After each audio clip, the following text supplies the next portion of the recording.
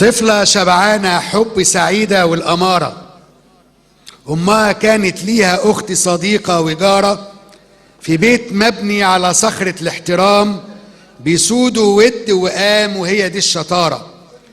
هدية نجاحها ما كانتش لعبة أطفال، لكن فيلم مع ماما وسعيد نديم الخال رائد الفيلم التسجيلي، ومع أبو سيف أستاذ الواقعية في المجال.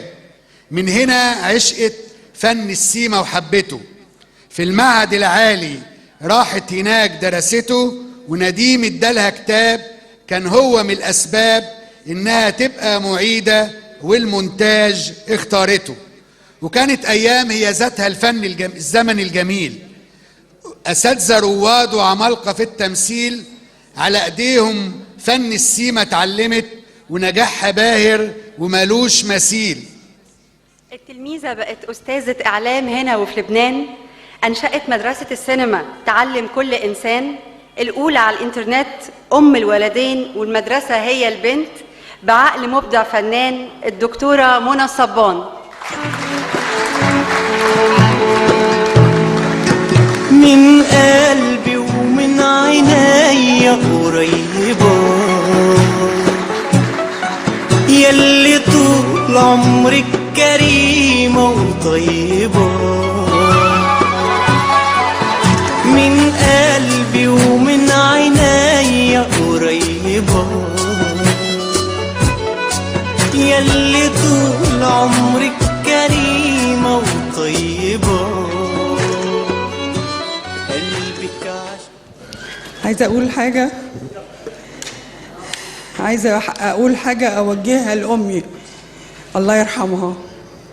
عايزة أقول لها افرحي يما، افرحي يما، لأن النهاردة اتحققت الحكمة اللي أنا عايشة بيها، واللي هي هتفضل بعد أنا ما أجي أنام جنبك، وهي اللي أنا بعتقد إن هناك نوعين من البشر، نوع بيتولد ويعيش ويموت زي المية لا طعم له ولا رائحة، ونوع لما بيموت بيترك بصمة.